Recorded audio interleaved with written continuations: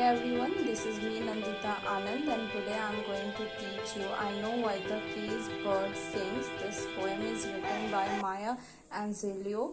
So I believe that before understanding any poem we should first read it aloud. Here I have given the poem, you just follow it.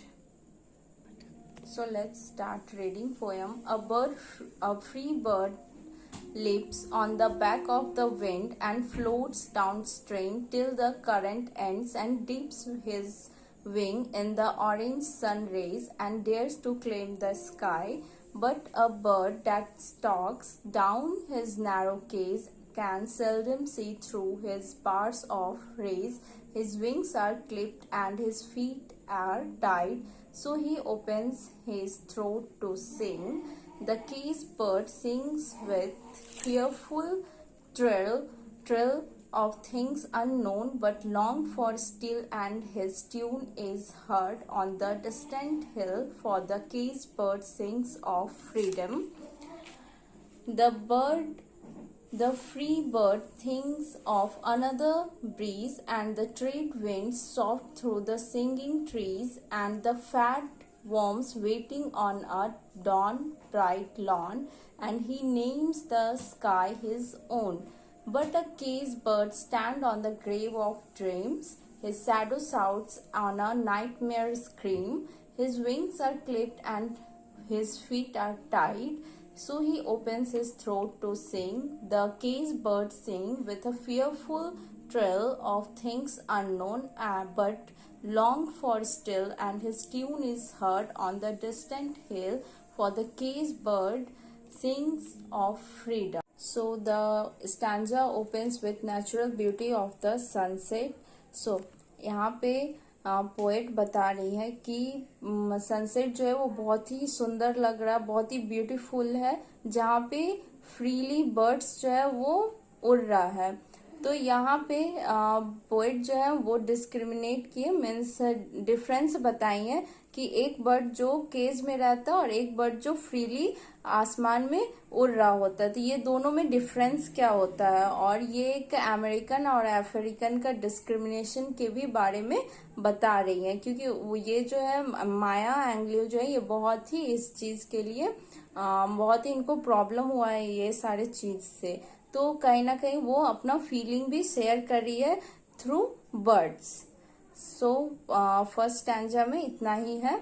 Now in second stanza poet says that कि जो bird cage में है, जो कि कुछ भी कर नहीं सकता है, वो बस अपना कंडीशन पे बस रो सकता है और कुछ भी नहीं. उसका जो विंग्स है वो क्लिप्ड है, फीट जो है वो बंधा हुआ है, और वो हार्डली इधर से उधर कहीं मूव कर सकता है. मतलब छोटा सा केज है, वो कहीं भी घूमेगा तो वो उतना ही छोटा सा ही जगह में घूमेगा, वो भी उसमें उसका लेग जो है वो टाइट है. तो बहुत ही प्रॉब्लम है उसको ये सारी चीज करने में. वो बस ही अपना गुस्सा निकाल सकता है या बस वो अपना गा सकता है, क्योंकि उसका हर चीज तो बंधा हुआ है ना. वो कहीं घूम नहीं सकता है, कहीं उड़ नहीं सकता है. तो कहीं ना कहीं उसको बहुत ही प्रॉब्लम क्रिएट हो रहा है. उसको अच्छा ये चीज नहीं लग रहा, उसको उसका जो है दम घुट रहा है उसमें. तो अलग वर्ड में इसको कहें तो एक पर्सन जिसपे बहुत सारा रेस्ट्रिक्शंस है, बहुत ही प्रेजुडिस है, डिस्क्रिमिनेशन है, पावरलेसनेस है, वो भी कहीं ना कहीं ऐसा ही फील करता है. वो उसको भी नहीं पता होता है कि फ्रीडम क्या होता है. मतलब पता होता है कि फ्रीडम क्या है, पर उसको वो चीज मिल नहीं रहा होता है. वो बस उस चीज के लिए तरसता है. Now in third stanza poet says that कि यहाँ पे जो केज बर्ड है वो बहुत सारी चीजों से अफ्रेड है, उसको डर लग रहा है, लेकिन वो ये सब चीज के बीच भी वो गा सकती है, कि वो अपना एक्सप्रेशन जो है वो दे सकती है. मतलब वो अगर वो डर रही है या फिर उसको कुछ भी हो रहा है, तो इसका मतलब ये नहीं कि वो शांत रहेगी. उसका बस मुंह नहीं बंधा है, तो वो अपना पेन जो है, फियर जो है, फ्रीडम जो चाहती है, वो सारा चीज जो है वो एक्सप्रेस करती है, और ये कोई भी नहीं रोक सकता है. तो यहाँ पे यही बताती है जो भी इंसान जो है जो कि बहुत सारे चीज से डर रहा है और बहुत सारे चीज उसको नहीं मिल रहा है जो वो चाह रहा है, तो वो अपना होप नहीं खो सकता है, ठीक है। तो इसलिए वो जो है हर वक्त गाते रहती है, एक्सप्रेस करते रहती है, वो अपना ड्रीम के बारे में बताते रहती है अपने सॉन्ग के through. In fourth stanza, poet has differentiated between free bird and cage bird.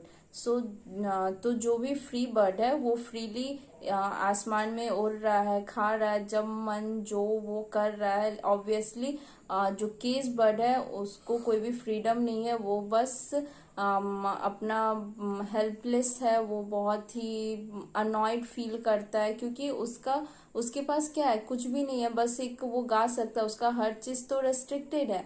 And now in fifth stanza again encaged bird के बारे में ही बात हो रहा है कि वो बहुत ही हेल्पलेसनेस फील करता है, क्योंकि उसके पास बहुत सारा चीज ऐसा है, क्योंकि उसका हर चीज रेस्ट्रिक्ट हो चुका है, उसके पास कोई फ्रीडम नहीं है। तो वो बस अब ऐसा उसको महसूस होता है कि वो बस अपना अनफुलफिल्ड ड्रीम जो है, उस जो ड्रीम उसका फुलफिल नहीं हुआ है उस पे बस वो बस उसके बारे में वो गा सकता है, सोच सकता है, और अपने लिए वो कुछ कर नहीं सकता है। एंड ऑब्वियसली अगर किसी का भी कोई भी चीज हम रेस्ट्रिक्ट कर दे, अगर उसको पावरलेस कर दे, उसका सारा फ्रीडम छीन ले, तो वो एबनॉर्मली बिहेव करेगा।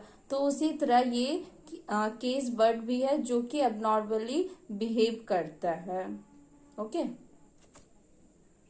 And the sixth stanza is repetition of third stanza. So I hope you like the poem. We will meet in next class. Till then, thank you and bye bye.